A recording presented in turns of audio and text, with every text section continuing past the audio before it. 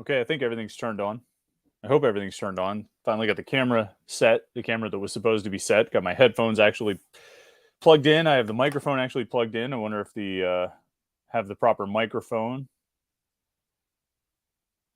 Wait. Okay, maybe this will work a little bit better. Hopefully people can hear me. I'm assuming everyone just double checking. Yeah, it looks like we're good to go. Sorry, I had to change my microphone and camera and all these things that I should have done long before we actually go live, just to make sure that we can actually do it. Welcome to the Wednesday night Panther-Lair Show. YouTube.com/Panther-Lair.com. Rushing in at the last minute to sit down in front of the computer and find that nothing is set the way it should be. I'm Chris Peak from Panther-Lair.com, Panther-Lair.com, Pittsburgh.rivals.com, the most comprehensive source of Pitt sports news on the internet, football, basketball, and recruiting. You can find it all online at Panther-Lair.com. And, of course, message boards to hang out with other Pitt fans. Josh Newark says I sound goof, so I guess that means good. He clarifies it means good, but I'm going to put that on the screen that Josh said sounds goof. So, we'll leave that up there for a second, Josh, until you have something better to say. You know the deal. Like this video, subscribe, YouTube channel, youtube.com/Panther-Lair.com. You can keep up with all of our exclusive Pitt video content, mainly these live shows every Wednesday night and our daily morning Pitt videos that we put out every day, Monday through Thursday. Every morning, just talk about whatever's going on in the world of Pitt sports. Today, we talked about some big commitment announcements that are coming up. One already happened today. One's coming up tomorrow. We talked about that on the Morning Pitt. We'll talk about it here tonight and everything else going on, particularly Pitt recruiting. That's kind of the main focus at this time of year, and that's the main focus of the Morning Pitt videos, and it's the main focus of our live show tonight. Of course, I don't do this by myself. I'm bringing our good friend, and I make sure I can hear him. He's Jim Hammett. Jim, can I hear you? What's up, Chris? I can hear you. Can you hear me? Yeah, we got this all worked out. This is going great. This is already off to a better start than last week. But I mentioned this on the Morning Pit, though, Jim, that you're not going to be here next week. Yeah, I'm going on vacation, so yeah, I'm probably not going to be sitting at the beach house doing the live show. See, I actually joked on the Morning Pit that I thought that'd be incredibly lame if you did sit at the beach and join the live show. It'd be lame, but it'd be cool. Like, you could drink, you could be at the beach, you have like hula music playing in the background. Or what beach are you even going to, Jim? Stone Harbor, New Jersey. Oh, New Jersey. Yeah, you have some Bruce Springsteen playing in the background. You I don't know, put on a denim jacket or something. What do people do in Jersey? Like, smoke Marlboro Lights, I guess. I mean, is that a Jersey thing? Is there Jersey beer? What's like the beer of Jersey that people would drink? Like, what's the Iron City or the Yingling of Jersey? That's a good question. I mean, I know some of like the craft breweries. Right. But everywhere has that. I don't know like the Iron City go-to of New Jersey. I will be on a search, I guess. I don't think I would bet they don't have one. And it's sort of like radio stations. I found this out that like almost all the radio stations in New Jersey are either like New York City stations or Philadelphia stations. Like, I'm sure there probably are New Jersey radio stations, but it was really hard for me to find them. Everything seemed to come out of Jersey or New York City, so maybe they just don't have their own real beers either. Like, it's just, it would be a very Jersey thing to do to not have like a Yingling, or I mean, we have Yingling, Rolling Rock, and Iron City, right? And that's just not even getting into like the good beers like Trogs or something. Do we have another low end Pennsylvania beer other than Yingling? Not to say Yingling is necessarily low end, or Iron City or Rolling Rock, but I mean, do we have did Rolling Rock move to Jersey? Maybe it did. They moved somewhere. See, that's the best they could do. They could steal our low end like Pennsylvania beer. So I guess where I'm going is more in the Philadelphia part of New Jersey. So I guess whatever's happening in Philly usually happens in South Jersey. Okay. So you'll maybe you'll get lucky. You'll get some like Dogfish Head or something rolling from Delaware. I don't know that wouldn't be bad. Yeah, Trogs. Trogs is always good. And anyway, well, all right, we'll spend the next week trying to convince you to take an hour out of your vacation and hang out with us, but I'm guessing you will probably decline. That's fine. I was trying to make quick notes before we started, Jim, of what's happened in the last week. I think there have been 4 commitment announcements since last Wednesday night. Does that sound right? I believe so. Okay. So yeah, but there's been about like 8 pat signals. So Yeah. it's kind of like, even I know everyone on the board is like kind of like trying to keep things straight. I'm trying to keep things straight. I'm sure Right. you're trying to keep things straight. Right. It's a lot right now. So this has been, I don't know if it rivals the Father's Day of a couple years ago, but having 22 commitments in the middle of June is pretty wild. Is that, oh, they are there? That's right. They're at 22 because a new Narduzzi tweet came out earlier today, right? I was going to say they were at 21, but you're right. They're at 22, aren't they? Or did that come out? Did that come out yesterday? It was last night. Okay. So last night. So that puts them up to 22, but then there was an announcement today. So there's it's 18 announced and 22 total. Is that number right? That is where we are today. Okay, so 4 unannounced. We'll talk about that in a minute. But let's go through some of the guys that have announced since we last chatted. 2 guys from this last visit, well, 3 ultimately from this last visit weekend, but 2 announced kind of over the weekend, Nigel Maynard and Chasen Johnson. A couple defensive backs, both guys that are probably corners who could play corner or safety. And that brings it up to 5 DBs in the class. Is that a lot? It seems like a lot to have 5 DBs in this class. And it doesn't seem like they're stopping either. I could see them taking a commitment from another 1 or 2 guys.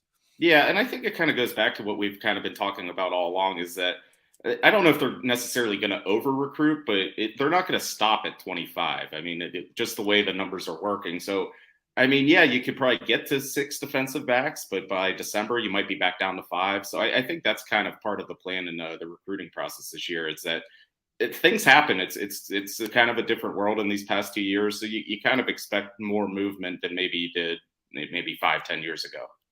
And it's kind of, there's convenient timing. I was talking about this in the morning pit the other day. There's really convenient timing, particularly with defensive backs, because they've got opportunity to sign a big class. Like, I think they're going to have a lot of scholarships open. So they're going to have a chance to sign a big class, take a lot of guys at a lot of positions.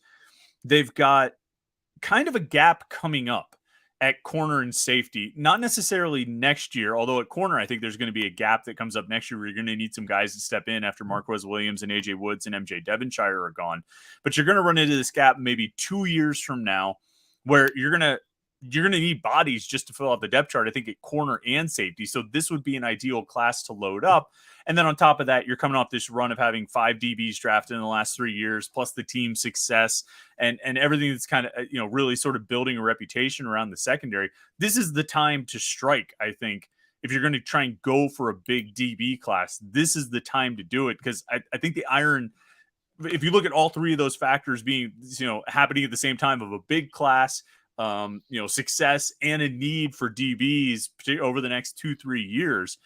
I mean, it's almost lining up perfectly for them to sign a lot of guys in this class. You know what I mean?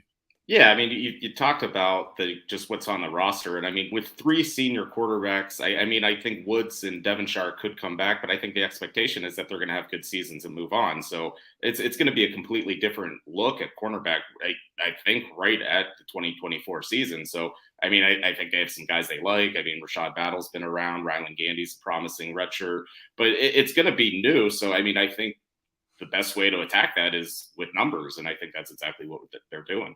Yeah, and I think Woods is out. I think he's out of eligibility because he never redshirted. So this would be, I think he was in the 19 class. And he played like a bunch of games that year, and so this would be his 5th year too. So Devonshire is the only one out of those 3 who could come back, and he strikes me as maybe the best NFL draft prospect out of those 3. I don't know about you. I mean, how would you rank them that way? Would you put him number 1 among those 3 senior corners as far as an NFL prospect? As far as NFL, yeah, because I think, MJ kind of has that Damari Mathis, Jason Pinnock type body where, he's big and physical. And obviously we saw a couple times 2 pick sixes last year. I mean, he can run. He's a good punt returner. So I think he has all the measurables. I think he'll test well in the 40. I mean, I think just this is going to be a big year for him. And I really expect him to be one of the best players on the team. Yeah, I think so too. I think he was sort of trending in that direction. How many did he score? 3. He had 1 punt return for a touchdown, right? Yeah, he had a punt return against Rhode Island. Rhode Island, yeah. Obviously, the West Virginia play. Then he started the Virginia game with a pick 6. That's right. Yeah, a lot of big play potential. Right. So he scored 3 touchdowns last year. I mean, that's going to get your attention. I think you're right too. I mean, I think as assuming he approaches his training well in the offseason after this coming season, he's going to test through the roof. I mean, there's no reason to think he can't run a great 40. I mean, he was a track star at Aliquippa. I mean, his straight line speed has never been in question. He'll probably jump through the roof. I don't know if he ends up playing himself into like a second round draft pick or something, but there's no reason to think he can't be 4, 5, 6 right in that range, where we've seen most of these guys end up going, right? I mean, Pinnock, Mathis, Hamlin, Jackson, and then these Hallett and Hill. I mean, they've had guys just in that range, and I think they could too. Do you think, Marquez Williams is obviously going to have to fight it? No, not to get too far into NFL draft prospects, but I mean, Marquez Williams has the size thing, which is always going to be held against him. AJ Woods is fast, but maybe his tape might not be as good as Williams and Devonshire. I mean, what do you see for the other two guys though, Williams and Woods? We've had this conversation before, and for given Marquez Williams' size, he gets a ton of respect as a cornerback at the college level. I mean, teams really don't throw his way a ton. Yeah. And I think that really just kind of says to the player he is. So, I mean, I think he has a chance to get drafted. I mean, obviously, Avonte Maddox showed that you can be a slot corner type in the NFL, and I think that's kind of what he is. So, I mean, he'll have a chance to play, but like you said, I mean, Devonshire he looks like an NFL corner. AJ Woods we've heard for years he's the fastest guy on the team, and I still believe that to be true. So, I mean, I think it's a good place to start. And I mean, then kind of tying this back to recruiting, I mean, I think they brought in a lot of guys that kind of fit in that mold, that what they've been doing at quarterback. Yeah, it's kind of interesting that the numbers haven't been all that big. I think I was kind of like jotting it down.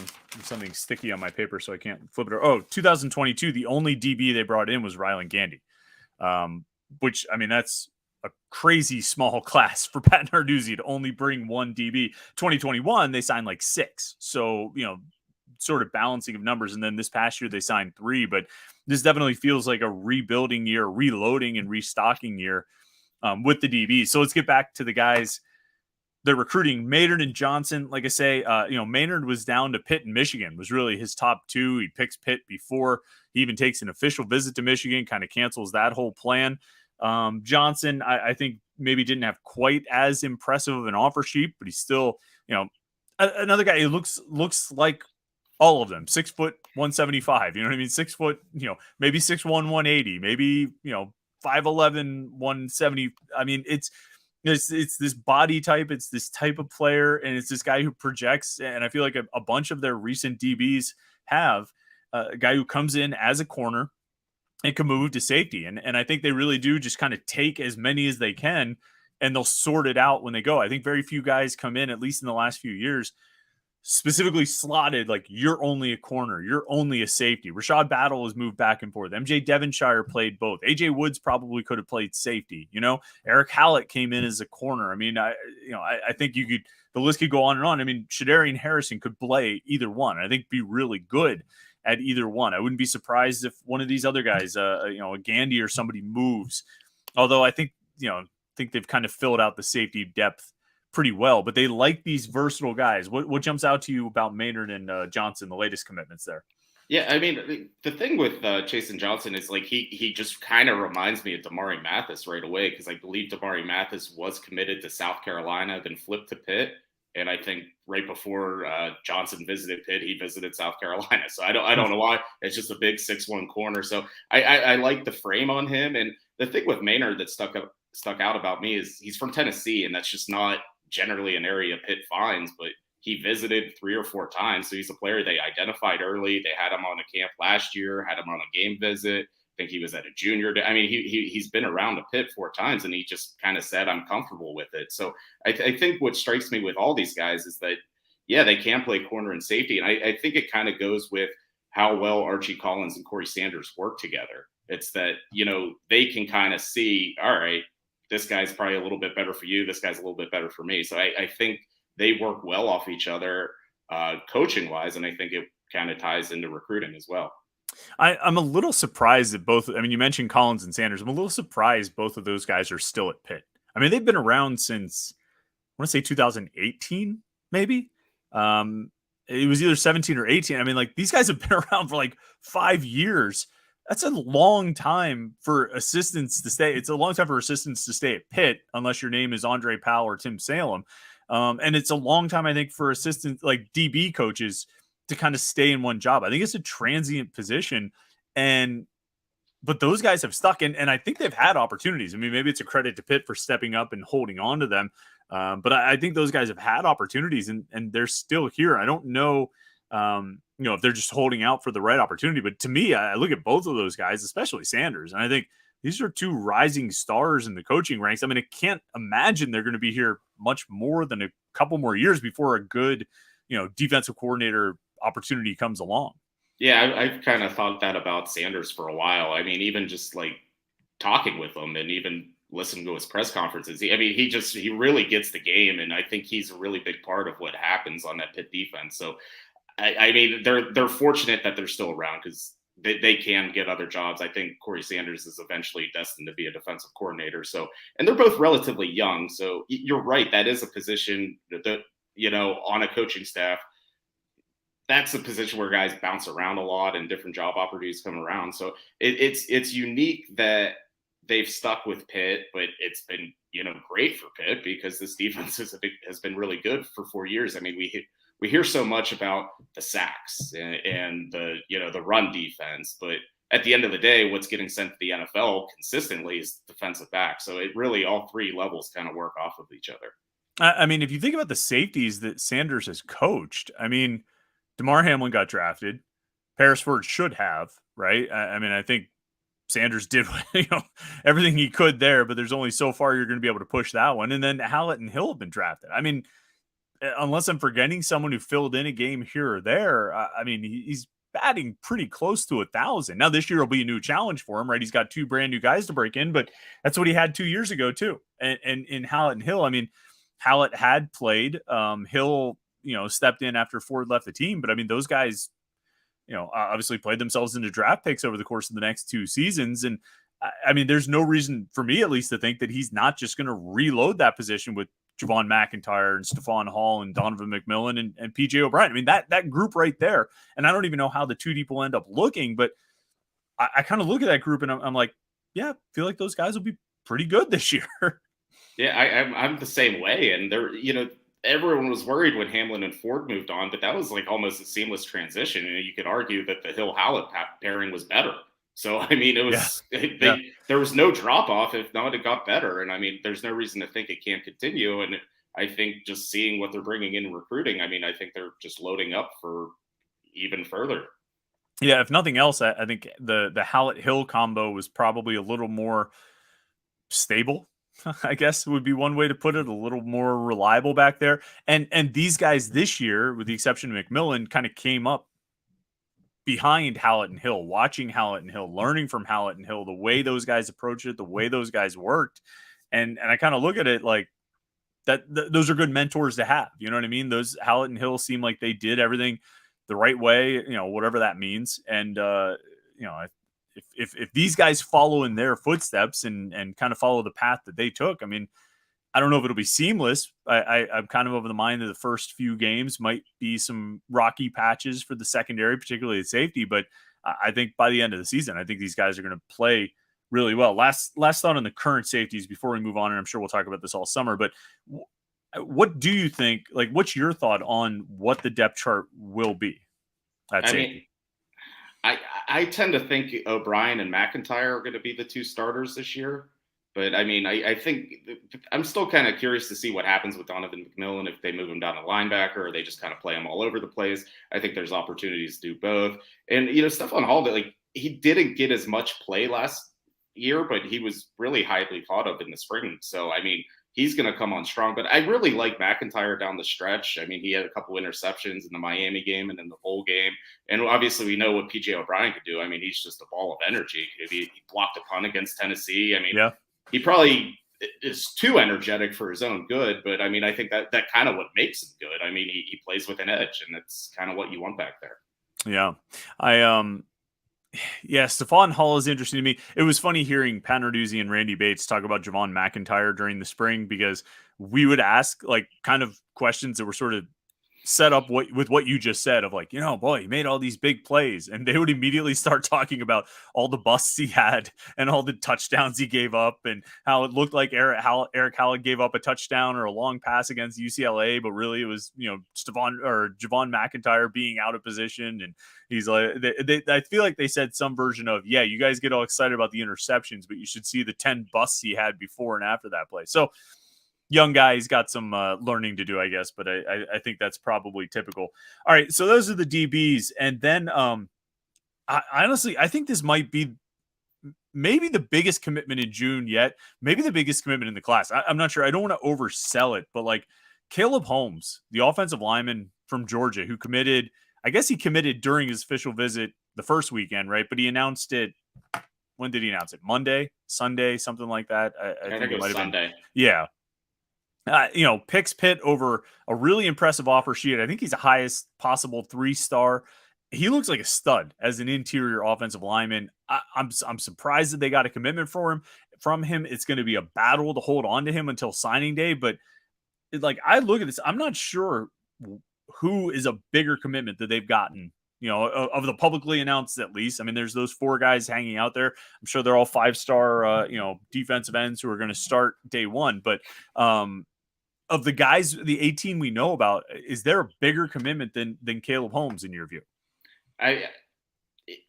There's a great case for him. And I mean, whenever you can land a player directly over, an SEC school from a kid from Georgia, that's a big deal. I mean, he was, most thought he was kind of set for Auburn, but yeah, I think Pitt did really good work. And I think, they had connections. I mean, BJ Williams is on the team and they're best friends, and it kind of worked in Pitt's favor. He came up to Pitt, liked everything he saw, and he kind of shut it down. And I don't think anyone was really expecting that. Whenever we added him to the visit list, I was like, all right, he'll take his visit. He'll probably go to Auburn. He'll think about it.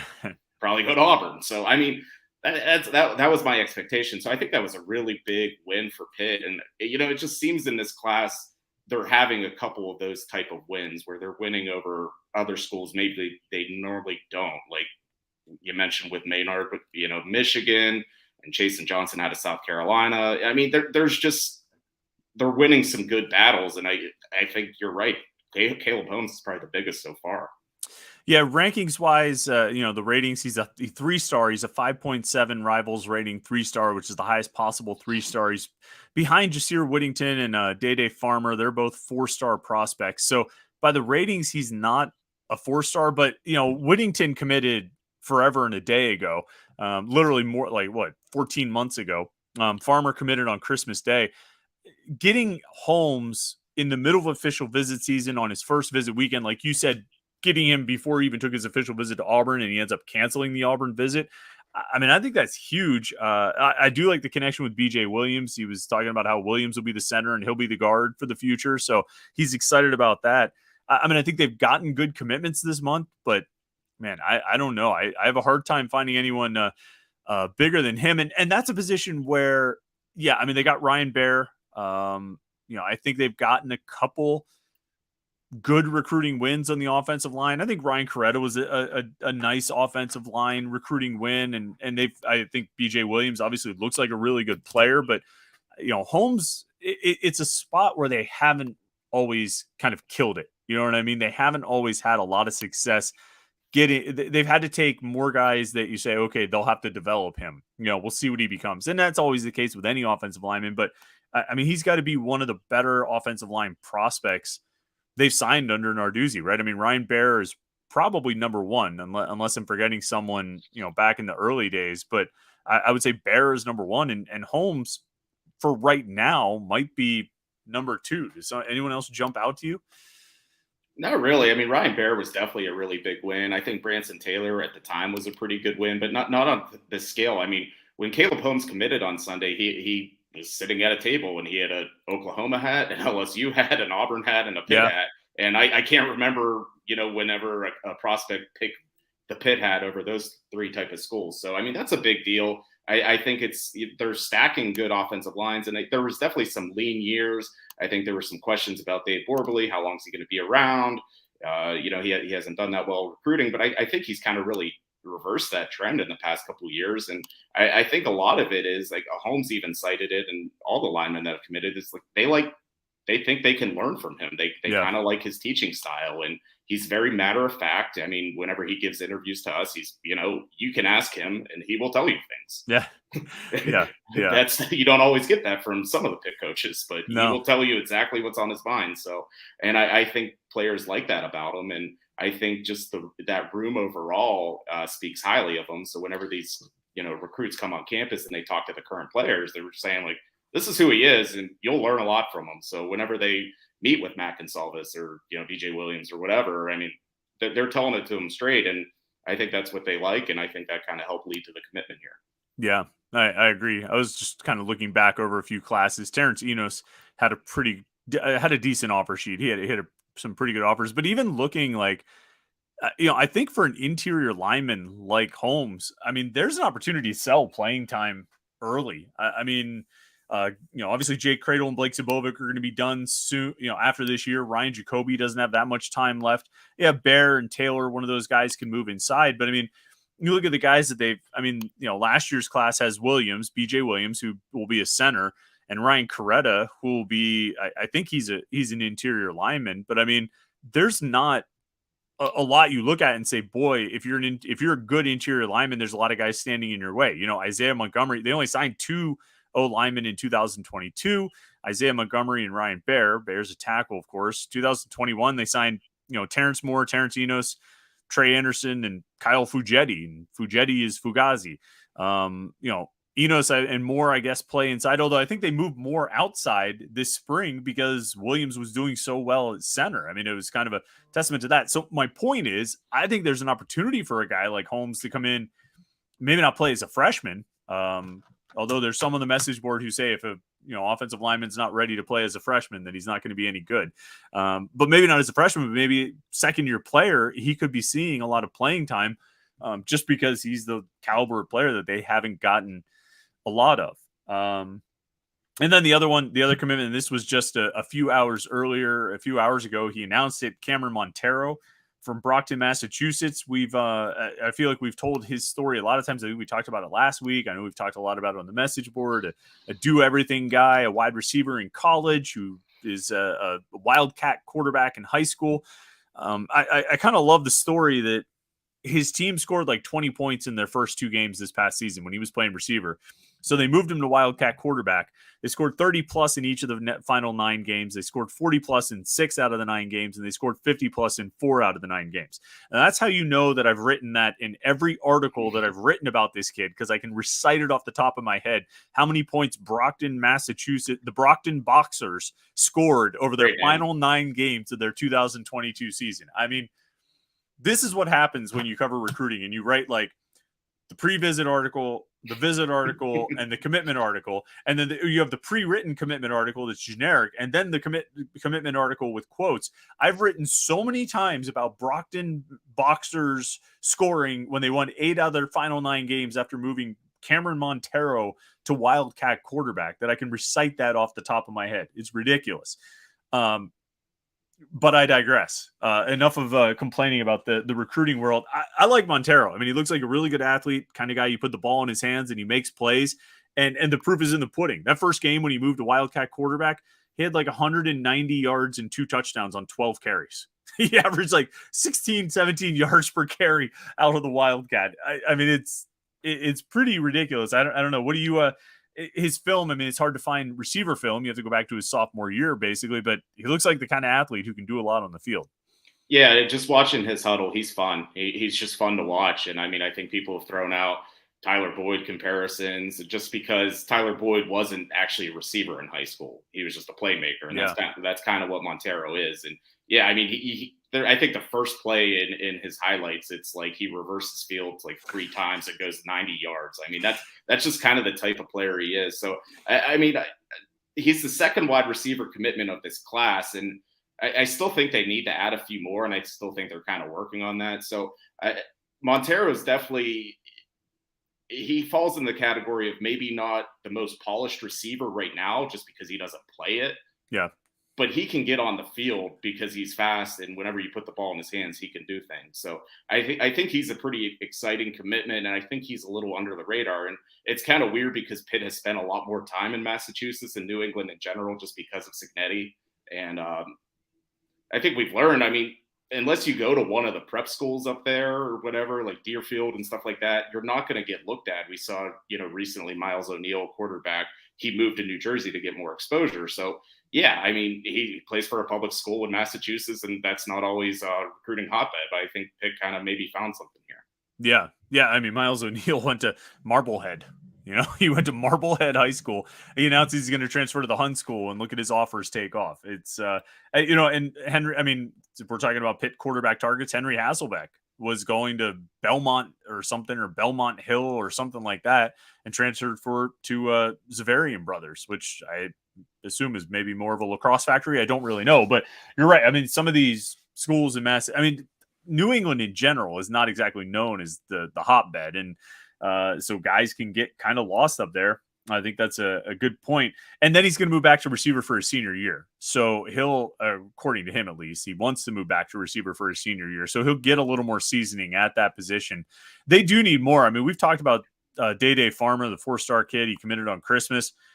I think you and I have talked just, in various settings that since the time he committed, it sort of felt like, we'll see. We'll see if he's still committed 51 weeks from now, because it sort of feels like he might not be. And then, of course, he took an official visit to West Virginia last weekend. It looked like from Instagram or Twitter, he was at UCF earlier this week. And was he at Marshall coming up? And is there somewhere else he's taking an official? I mean, okay, we'll see. I don't think you put a lot of money down on him sticking with his Pitt commitment, but whether they have Farmer or not, whether they end up with Farmer and Montero in the class or just Montero, you still need one or two more guys to go with it. They signed 4 last year, but I don't know, how high would you go with receivers this year? Would you go to 4 again, or would you try and just get to 3? I think probably 3 is the number, just given where they're looking at the rest of the class. I mean, they still need a quarterback. They're still acting like they need a second running back, maybe even a second tight end, maybe even another lineman. So, I mean, at a certain point, you have to kind of condense it to a degree. So I don't know, maybe 4 receivers might be a luxury. 3 is probably where the number should be. It probably won't happen, because I imagine there'll be an ebb and flow of commitments and decommitments, but it would be funny if at some point we look down and Pitt had like 31 commitments. Just like at one moment in time, there were 31 kids committed to Pitt. They're not going to sign 31 kids in December. It'll probably end up being 24 or 23 or whatever, like we've talked about. But it would not surprise me in the least if 31 is probably an exaggeration, but 28, I could see the commitment list having 28 kids on it. Ebb and flow will probably prevent that from happening. They'll get close, and then a few guys will decommit, because even of all the 22 now, the 18 that are announced, we know they're not all going to sign. There's probably at least a couple that are, from this 18 that are not going to end up in the class. And that's just sort of the nature of things these days. But Pitt seems to be accounting for it by recruiting as much as they can. I think that's it. We covered all four of the commitments, right? Yes. Okay. All right. So that brings it up to 18. I was just looking at the recruiting class ranked number 10 right now. Have you seen that? I think that's right where they are. Does that sound right to you? I'm saying 10. Okay. I thought they might have dropped for a minute down to like 14, but maybe Montero moved them back up to 10. And what's interesting too, we often talk about like volume, having so many commitments, that's why they're ranked so high. But it's like everybody in the top 10 right now. Ohio State only has 14, but like Georgia has 19, Michigan has 19, Notre Dame has 19, LSU has 17, Oregon has 16, Penn State has 17, Clemson has 11, North Carolina has 17, Pitt's getting ranked on 18. So it's all volume right now. It'll settle in lower than 10, obviously. Probably still in the top 30 though, right? Yeah, I mean, I think right now there's 2 4-stars. I think you can make a case that Caleb Hobbs could get there. And I think, there's a chance that 4 of these uncommitted guys are 4-stars. So, I mean, usually I think it takes 3 to 4 4-stars to stay in the top 30. And I think Pitt's going to get there, actually. So, yeah. Yeah, I think there's a real chance of that. I was just kind of looking. I mean, it's just hard like right now because we talk about it sort of every day, and since the team rankings like move constantly, it's tricky to sort of keep up with it and figure out, okay, well, is this likely to stick, or is this just based on the volume of it? How is it going to move because it's on that cumulative point system on the Rivals. The Rivals ranking. If you go by the average stars, Pitt drops quite a bit. I don't know how far they drop, but it's one of those things where we kind of look at it every day, but it really, we'll have a better idea when we get to like August, when everybody's sort of leveled out with commitments and all of that.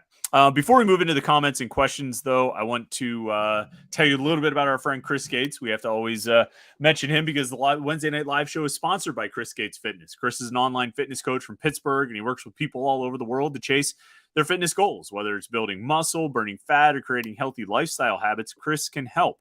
And you probably already have training camp on your radar coming up in August. It's really the unofficial start of the football season. Well, right around the same time Pitt's training camp opens up, Chris is going to be opening his own online fitness coaching training camp as well. This fall, you can work with Chris to get started on your own health and fitness goals at the same time that Pitt starts prepping to whoop Wofford in week 1. Now, a bunch of listeners jumped into Chris's training camp at the beginning of last season and saw amazing results. So stay tuned to the podcast for more details in the weeks to come. As always, Chris is going to be offering a huge discount to listeners of the Panther-Lair podcast. So in the meantime, make sure you're on Chris's mailing list so you can get the details the minute his training camp opens up. And when you sign up, you'll get free copies of his guide to sustainable dieting, a 21-day jumpstart workout program, and Chris's high-protein, low-calorie tailgating cookbook. So go to chrisgatesfitness.com/newsletter to sign up. It's chrisgatesfitness.com/newsletter. We appreciate Chris for, of course, supporting us as always, as he does. He's a big fan of the podcast. Real quick, before we jump into the comments and questions, Jim, I saw this on Twitter earlier. ML Football, I don't know if this is who originally reported it. There's all these weird NFL content aggregators on Twitter, and so I hate that I'm citing this site because I don't know who they are, and I don't know if they actually reported it, but they say Kalijah Cansey signed with his deal with the Buccaneers. Did you see this? A 4-year rookie contract, $14.49 million guaranteed for Kalijah Cansey. Not bad scratch. Did you see that? I did, and it's good for Kalijah, and that's a lot of money. I would like to be guaranteed to have $15 million. That would be fantastic. All right. TJ DeStefano says, rest in peace, Stan Savran. Yeah, I got to give a shout out to Stan. I mean, he is, I said this on Twitter. I don't know if you ever really I don't know how much you cross paths with him, Jim, but like, there aren't many people in Pittsburgh media where you can really say, wow, nobody has anything bad to say about that person. I mean, there's a lot of weirdos and a lot of dorks and a lot of just not very nice people. And I might be in one of those 3 groups. I might be in 2 or 3 of those groups. But there really aren't many people that I think you would find that have almost sort of 100% approval ratings. But Stan was one of them. I mean, nobody disliked Stan. Everyone respected him. Everyone looked up to him. Everyone appreciated him. Everybody, appreciated his friendship. If you were able to be in the press box with him, it was a good thing. If you were able to be on the radio with him, it was like, oh, nice. I was on with Stan, and not just in like a hero worship because you felt like it was because you were doing it with somebody who did it the right way. I mean, he wasn't like hot takes. He wasn't like trying to say things to get people fired up. He wasn't trying to say, he just gave it to you straight. And it was always good, informed, rational thought. And I mean, he was really good at his job, and he was a really good guy that just everyone seemed to get along. Did you cross paths with him much over the years, Jim? No, I didn't, because I don't think he did as much Pitt since I've been around. So right. I didn't see him much, but I would still call him an inspiration. I mean, just being a kid watching Savran on SportsBeat, I'm pretty sure I called in a couple times. So I mean, like, nice. So I mean, you look at Stan Savran, I just thought, this guy gets to talk about sports for a living. That seems like not a half bad gig. So I mean, I think he was an inspiration to a lot of people, and just seeing a lot of dedications from even guys we know. I mean, like Jeff Hathorn wrote a nice piece, and Noah Hiles shared a text that him and Stan had. So I mean, right. Everything people are saying about him, I believe, because I haven't seen one bad thing said about him, and I don't think I ever will. Yeah. I mean, you can always find somebody who's a hater with just about everyone. but I really can't remember ever hearing anyone talk bad about Stan, and rightfully so. All right, Eric Rogers says, Chris, will you be at Cameron Lindsay's commitment tomorrow? All right, I will. And I know for longtime readers of Panther-Lair.com, they might be cursing me right now. We're both, what would we say, confident about Pitt's chances. We feel like Pitt should be the favorite here for Cameron Lindsay, the 4-star linebacker from Aliquippa, who's announcing his commitment tomorrow, Thursday afternoon at 3:00 at his high school. What did he announce a top 4? I mean, obviously Pitt, West Virginia. I think he included Penn State.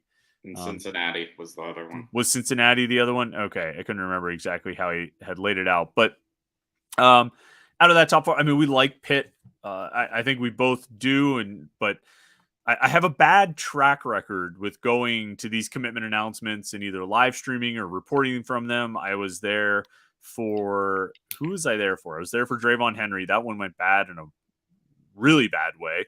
I was there for Robert Foster. That didn't go well. I was there for Monte Nicholson, Shy McKenzie.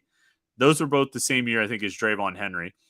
I was there. I feel like there was another one or two I went to that went wrong, but I've gone to very few that have actually gone, the way the readers of Panther-Lair.com want them to go. Tomorrow should be the exception. It should be one that's worth the drive to Beaver County. Your thoughts on Cameron Lindsay as a linebacker prospect, how he fits into Pitt's defense, Jim? I think he really fits in to like that middle Mike linebacker spot. I don't really see him as a star, but when I look at him as a high school player, he's just a big athlete. I mean, Aliquippa has won the WPIAL 3 years in a row. They won state championship a couple of seasons ago when he was a sophomore. They went to the state basketball championship, and he's like a driving force behind all of it. So he's just a really good high school athlete. He has some pretty good offers, and it's really going to come down to Pitt in West Virginia, and we feel pretty confident it's going to be Pitt. So I think it has the potential to be a very good recruiting win. And, we talked about earlier, if you want to have a top 30 recruiting class, you need a couple more 4-stars. And, Cameron Lindsay would be another one added to the list. That would definitely fit very well. No question about it. All right. Josh Newark says, Chris, I seem to recall Pat Narduzzi used to tell recruits he didn't want them committing right away because he wanted them to be sure they wanted to be at Pitt.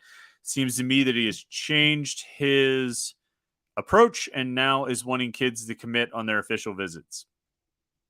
I don't know. There's always a balancing act. I mean, you do want guys to be sure. I think Narduzzi wants guys to be sure about it when, that when they commit, they're not going to turn around and take an official visit a week later, which may have been the case here, over the last week or so. I don't think he's so anxious to get official visit hype that he pushes guys to commit, even though he knows that they probably won't stick. I think, you kind of balance it and try and find the guys who fit, who really want to commit and seem pretty sure about it, and then hope they can hold on. I don't know. Have you noticed any change in Narduzzi's approach?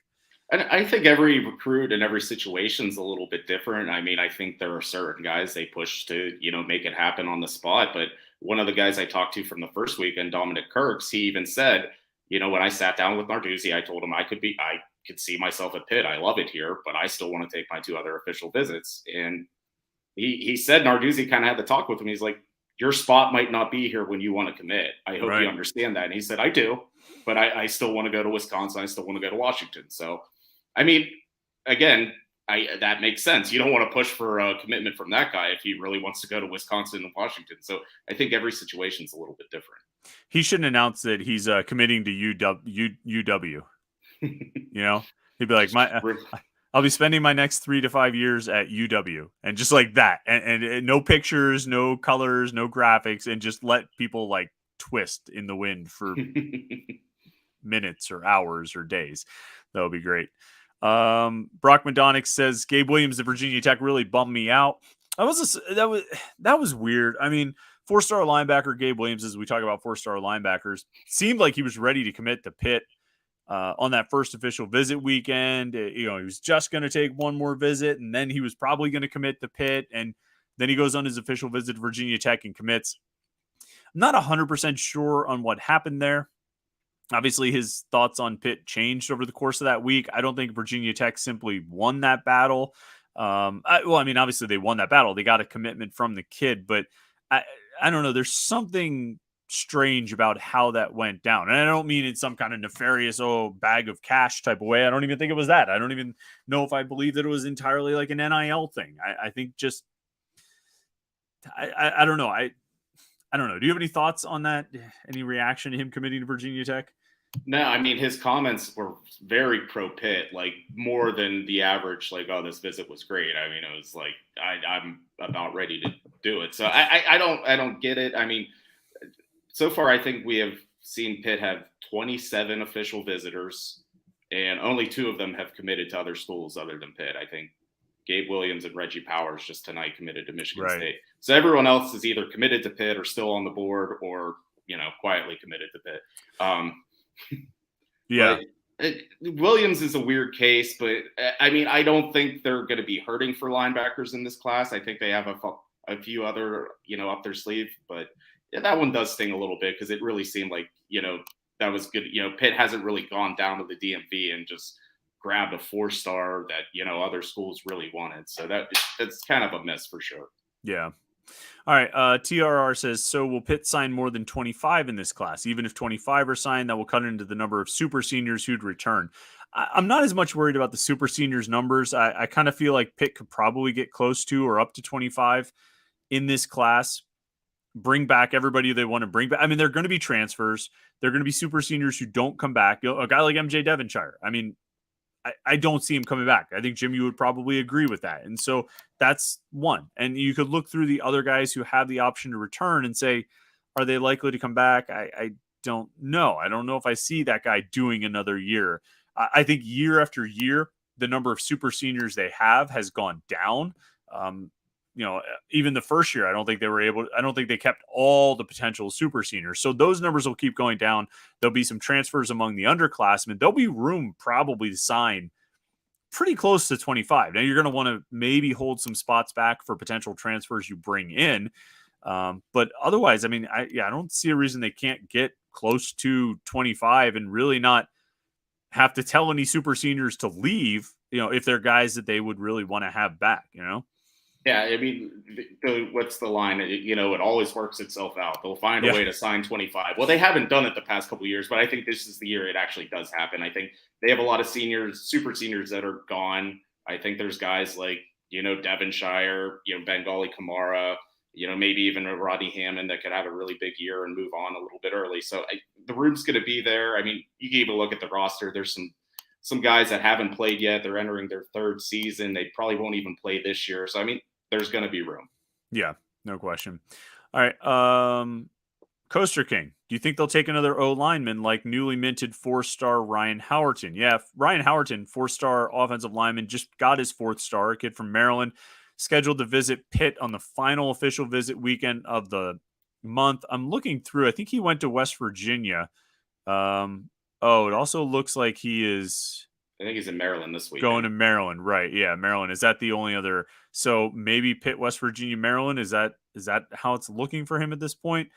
Is that what you're seeing from him? That's what I'm seeing from him, and I've communicated with Ryan a couple times before, and he's pretty high on Pitt. So the final official visit weekend is going to be interesting. I mean, there is an off weekend this weekend, so there's not going to be crazy Pat signals. But I was looking at our list, and there's like 21 guys. And we're going to have to whittle that down. So I'll probably be sitting on the beach texting guys, seeing if they're still coming. But I mean, he's one of the linemen coming. I think the kid from Germany is going to be there.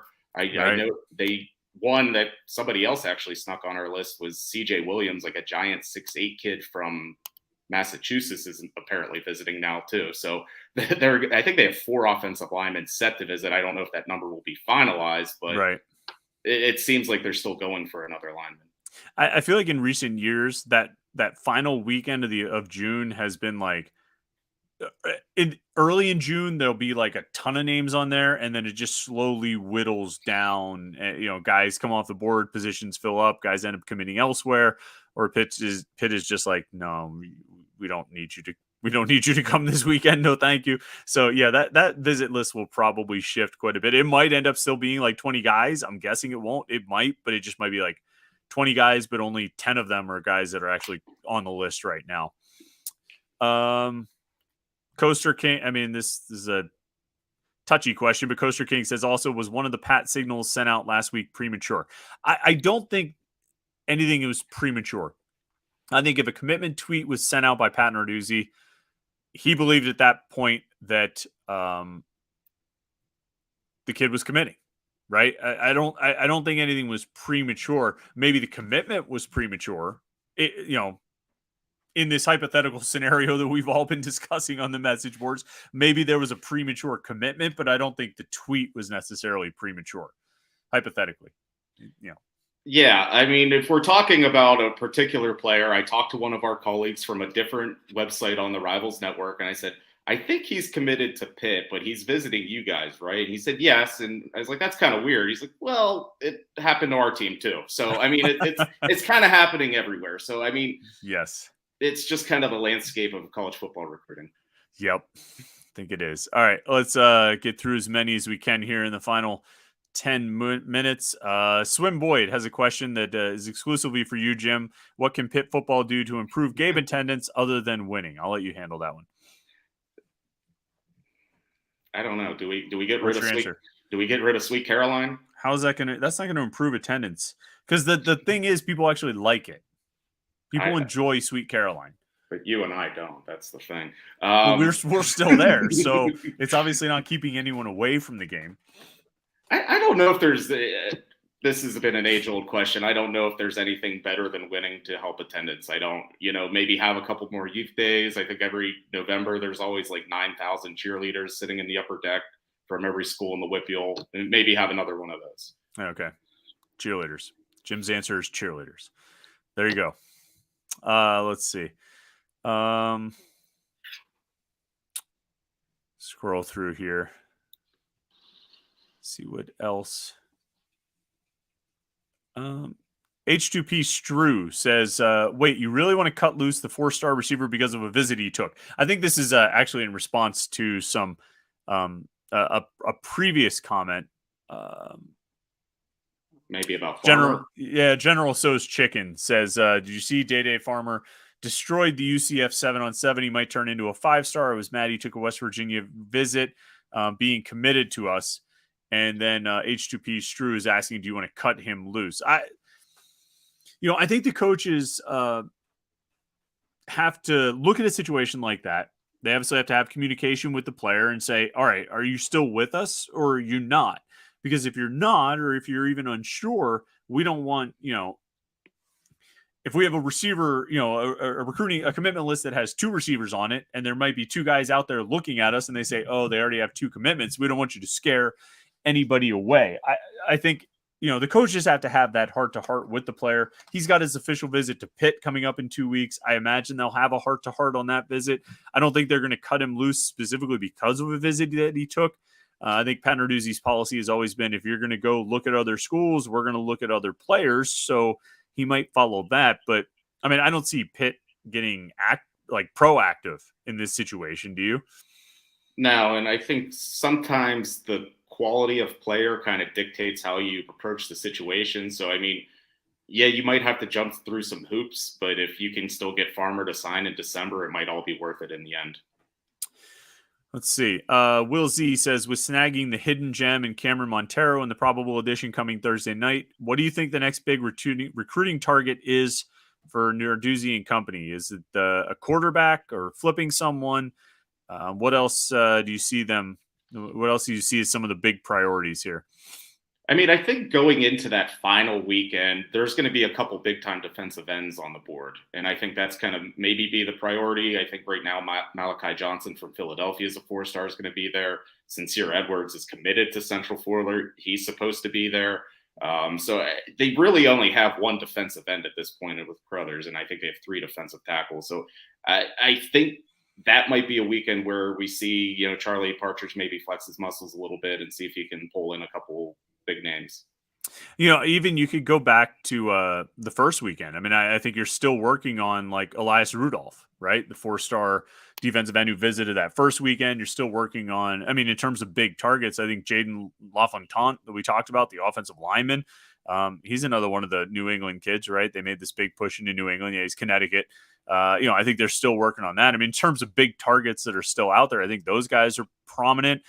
Coy Beasley from this last weekend is still a prominent target. So I guess my point is there are guys coming in the last weekend that they're going to try and land, but those aren't the only guys. I mean, they're still working on some of these guys left over from the last 2 weeks, guys who said, boy, I love this, but I want to go take other official visits. And so I think those are some of the big recruiting targets. It's not just new names or new guys, but it's closing the deal with a few of those guys who had really good visits last week or this past weekend, and trying to get them even after they've gone on other official visits.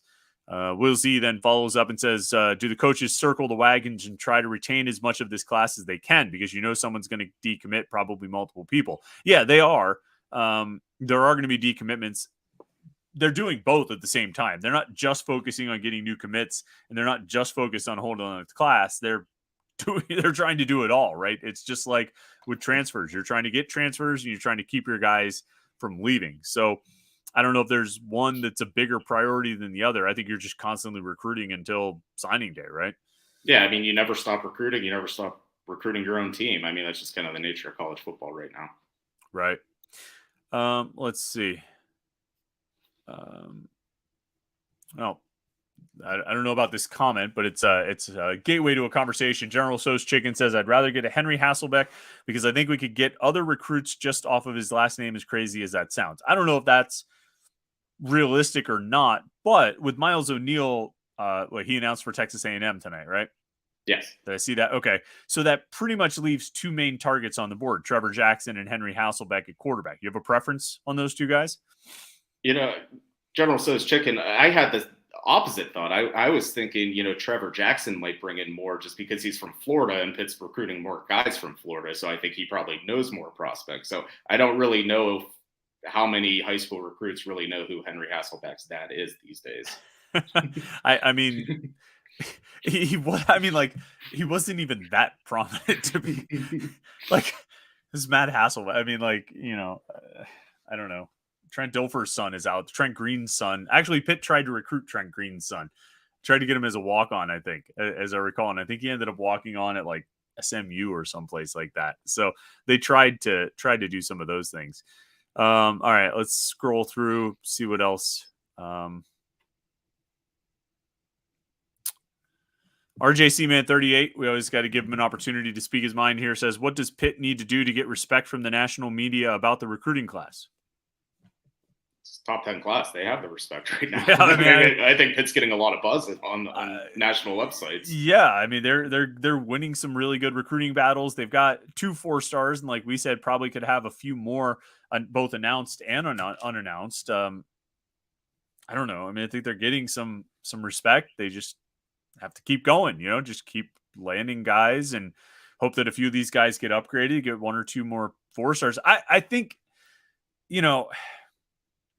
it's good to have people saying, boy, their recruiting class is so good. They did this, they did that. You should always be aiming for that, ideally because you're getting good recruits. And so you're earning that kind of buzz. But I mean, not to sound like, guys on the message board, but like they won the ACC with recruiting classes that may or may not have earned a lot of national respect. I mean, I think they've shown that they have a pretty clear idea of what kind of players they want, what kind of players fit what they want to do, particularly on defense.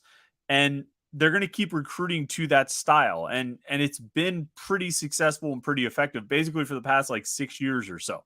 I think, both what they've done on the field, the on-field product, and the success they've had. And also it's not like just sort of a figment of Pitt fans' imaginations that other schools sort of follow Pitt's lead sometimes on defense, particularly on defensive recruiting. I mean, it's not unique to see Pitt move on a DB or a D lineman and see some more offers come in. I mean, I think that's not a folktale. I think that really does happen. And it's a testament to the respect that the staff has from other coaching staffs. And so, Pitt, I don't know about respect and national media and recruiting classes, but I look at it and say they're winning good recruiting battles.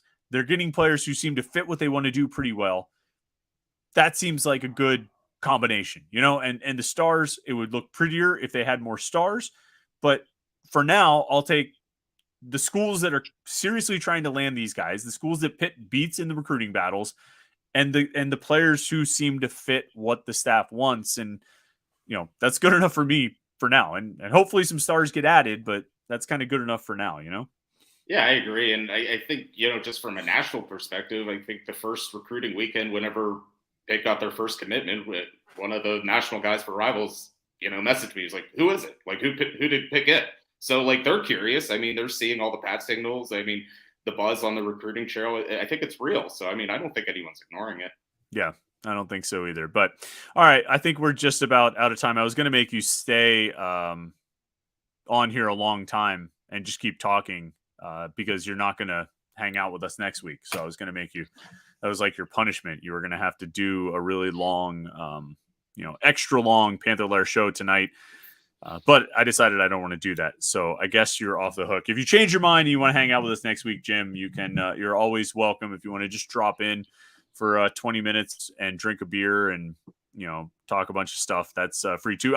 During the season, I was like doing shots of whiskey on the show during the post-game shows. I don't know if you were aware of that. You were usually still working at the stadium or at the road games, and I would start off the show and it actually timed up perfectly.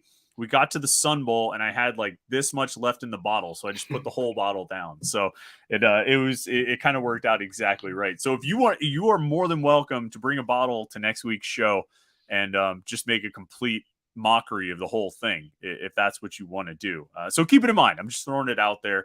You don't have to commit to anything now. I'm not going to send out a Pitt is it tweet if you commit to being on the show next week. But Jim, have a good vacation in New Jersey. Report back to us about New Jersey's Schwill beer so we can know what they like to drink out there. And have a good one. Thanks everybody who tuned in tonight. It's been a lot of fun. Stay tuned to Panther-Lair.com and like this video, subscribe to the YouTube channel. We'll be back, of course, next Wednesday night, maybe me by myself, which means the screen will have all the fancy things again. But we'll get to that next week. And, of course, we'll have the Morning Pit tomorrow morning. So stay tuned to Panther-Lair.com and right here at YouTube.com/Panther-Lair.com. Have a good night. And, Jim, have a good week.